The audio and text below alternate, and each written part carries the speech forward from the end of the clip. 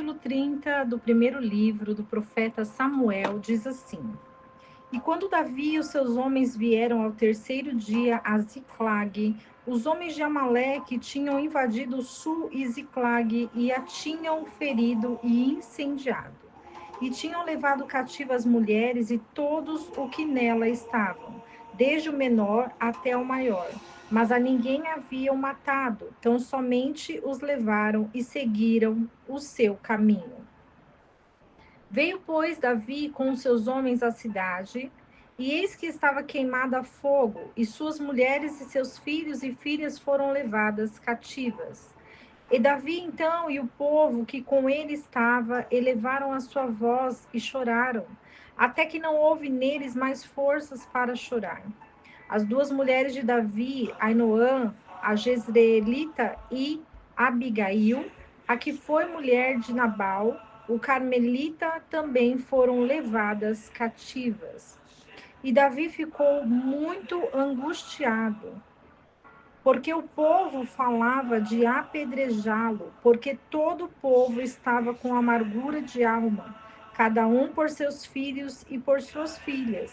Mas Davi se fortaleceu no Senhor, seu Deus. E disse Davi ao sacerdote Abiatar, filho de Aimeleque: Eu te rogo que me tragas o éfode. E Abiatar trouxe o éfode a Davi. E Davi consultou o Senhor, dizendo: Perseguirei esta tropa? Poderei alcançá-la? E lhe disse: Persegue-a, pois certamente a alcançarás e resgatarás a todos. Se foi, pois, Davi, ele e os 600 homens que com ele estavam, e vieram até o ribeiro de Besor, onde pararam os que ficaram para trás.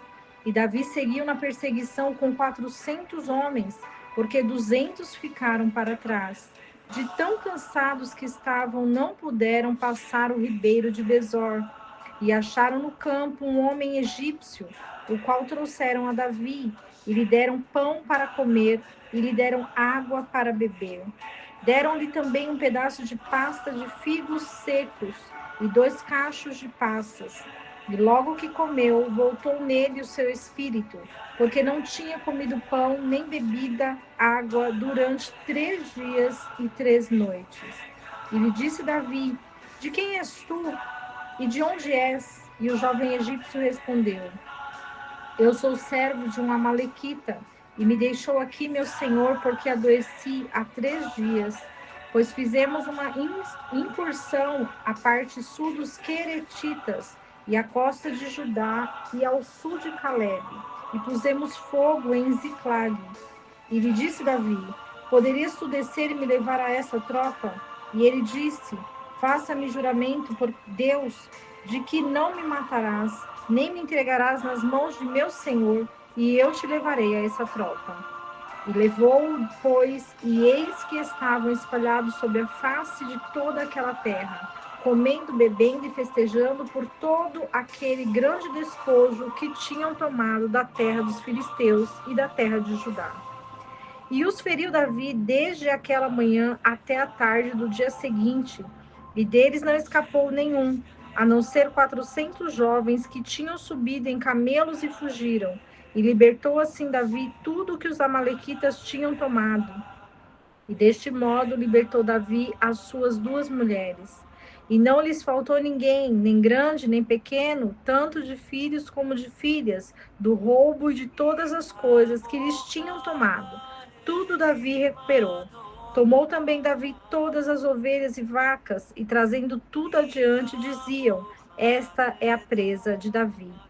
E veio Davi aos 200 homens que tinham ficado caídos e não tinham podido segui-lo, aos quais deixaram ficar no ribeiro de Besor, e eles saíram para receber Davi, e o povo com ele estava. E quando Davi chegou ao povo, saudou-os com paz. E todos os maus e perversos dentre os que tinham ido com Davi, então responderam e disseram: Eles não foram conosco, portanto não lhe daremos os despojos que libertamos, a não ser a cada um a sua mulher e os seus filhos, os quais tomem e se vão. E Davi disse: Não faças isso, meus irmãos, pelo que nos deu o Senhor, o qual nos guardou, e entregou em nossas mãos a tropa que tinha vindo sobre nós. E quem vos escutará neste caso? Porque igual parte tem que ser a dos que desceram a batalha, e a dos que ficaram com a bagagem, igualmente repartirão. E desde aquele dia em diante foi isto posto por lei e regulamento em Israel até o dia de hoje. E quando Davi chegou a Ziclag, enviou o despojo aos anciãos de Judá, seus amigos, dizendo: Eis aí uma bênção para vós do despojo dos inimigos do Senhor, aos que estavam em Betel e em Ramote ao sul, e aos que estavam em Jater, e aos que estavam em Aroer e em Sifmote, e aos que estavam em Estemoa, e aos que estavam em Racal, e aos que estavam na cidade de Jerameel, e aos que estavam na cidade de Queneus, e aos que estavam em Hormá, e aos que estavam em Corazã, e aos que estavam em Atacá, e aos que estavam em Hebron, e todos os lugares onde Davi tinha estado com seus homens. Capítulo 30 do livro de 1 Samuel vai dizer sobre a perseguição de Davi contra aqueles que incendiaram Ziclag e a terra de Judá. Davi ele se encontra em grande angústia quando ele vê toda aquela cidade queimada e as suas mulheres, os filhos foram levadas cativas. Davi ele começou a chorar, a clamar, e ele queria fazer algo porque ele não aceitava aquela situação.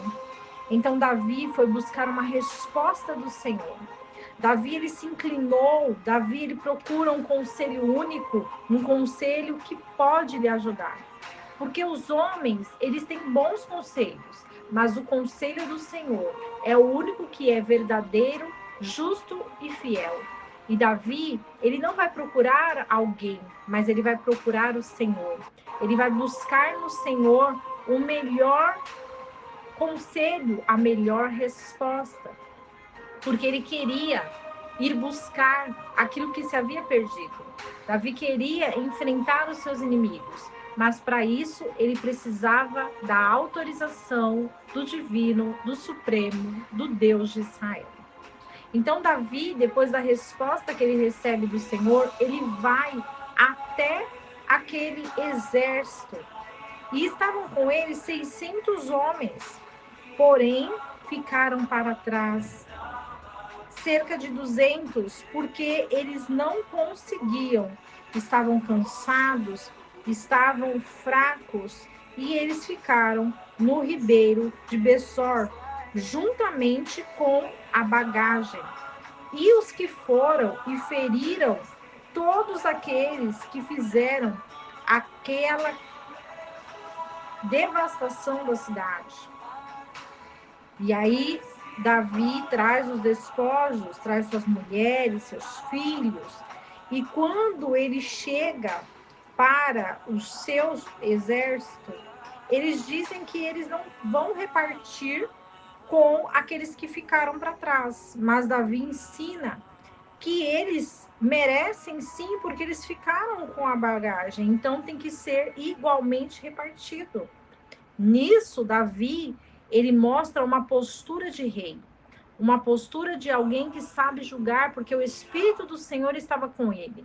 Então, ele é justo, ele é fiel, ele sabe falar, se posicionar, e ele entende que a vitória foi dada por Deus e não por mãos humanas, porque não há vitória pelas mãos humanas, mas sim pela mão suprema, pela mão divina.